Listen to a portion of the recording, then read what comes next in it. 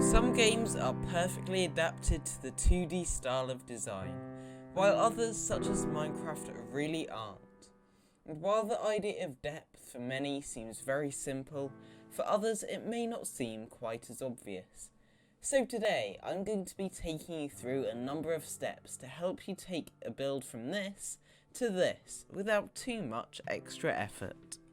And here is each house face that you may use. There are 6 different steps, and there's a pretty big leap from the first to the last one, but I'll go through a number of different details you can use just to add a tiny bit of depth onto each face of a wall.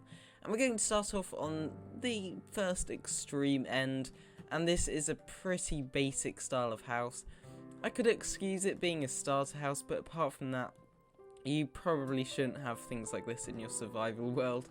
It just doesn't really look great. It is very, very simplistic, and it's only 1 meter thick. There is just no depth whatsoever, and while it is functional, it does look pretty bad. So just don't build like this. Even if you have ever so slight amounts of depth, which I'll go onto in a second, it will look a lot better than this. So how can you change that? Well, firstly, you could add an overhang. Now, this is using the same blocks as here, the same trim, and already it looks a whole lot better. There's a nice overhang separating the roof from the wall, adding a little bit of support as well. It kind of merges in with the support beams, and it already looks a whole world better. Now, one thing you can do with the door, instead of placing it into the blocks like so, you can actually turn around and place it like this. And already that just adds so much more. And one extra thing you can add, if you are able to. If you're not, there's another thing I will go through in a second. Firstly, you could just add some stairs like so. Or you could add a slab and add a trapdoor of the same wood type on the back. This would mean, however, you need to place your door on the inside of the next block just so they line up perfectly. Now, this does look a little bit iffy. It is kind of annoying that the spruce trapdoors don't really blend in together. They're different colours. However, it can add a tiny bit more depth and detail, and it kind of makes the door 2.5 blocks tall instead, giving you a tiny bit more space, making it seem a little bit wider and taller for your liking. Of course, you don't have to add that. However, I personally think it is a nice touch, and it does add a very basic amount of depth into your doorway. As well as this, very simple, you can just replace the full glass blocks with glass panes, if you have enough glass for that, of course. Or, to go the extra mile, you could place glass behind the window, and you have plenty of room to decorate the inside of the window frame. However, of course, this could mess up your interiors. It could ruin the amount of space you have. So I would suggest just going with glass panes if you want to add an interior or make it a little more functional.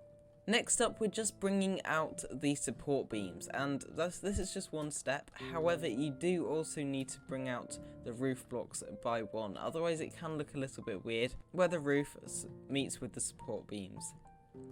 Now, this is very easy to do, although if you do have a separate block on the inside, it could mess up this section of the roof, the second layer.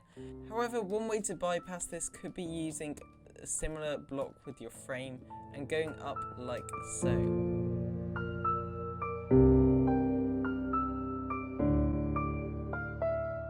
Now, of course, this may not look good in all styles of builds. However, for this one, it would allow you to make it a little bit easier to blend this with the roof block, because it just creates a nice border separating the trim from the interior block of the roof. However, of course, if the roof is all one block, like I have in this example, you don't need to add that, but I think it's a nice touch anyway.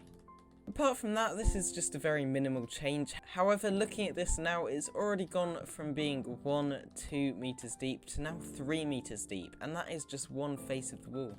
The next way to add depth is actually by separating off different parts of the build, in this case the foundations, from the main block.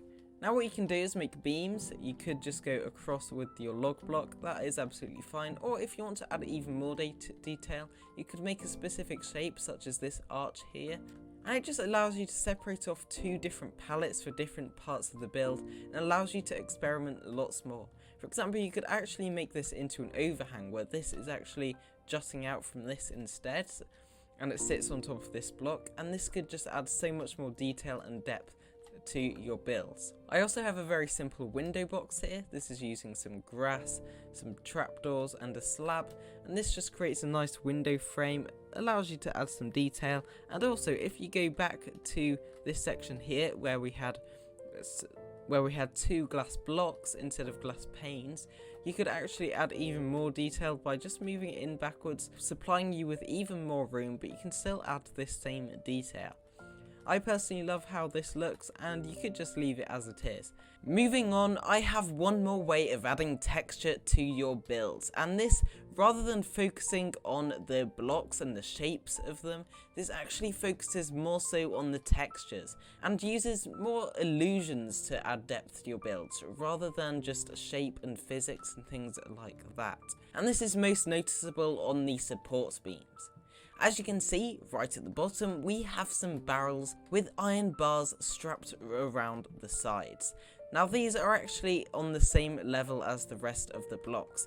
This is exactly the same shape as the rest of the support beams. However, the iron straps or steel straps, whatever you want to call them, going around the barrel kind of look like they're sitting on top of the block, rather than on the same level as all of the other textures. So this doesn't actually change the shape of the build at all.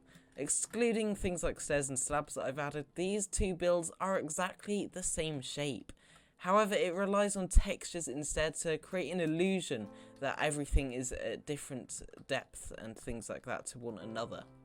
I have added a few different blocks here and there, sort of around the foundations. I've added a little more depth by adding some rubble near the bottom, some pressure plates, slabs, stairs and buttons. And I've also added some gaps inside the walls using stairs. However, apart from that, it doesn't really add too much from this.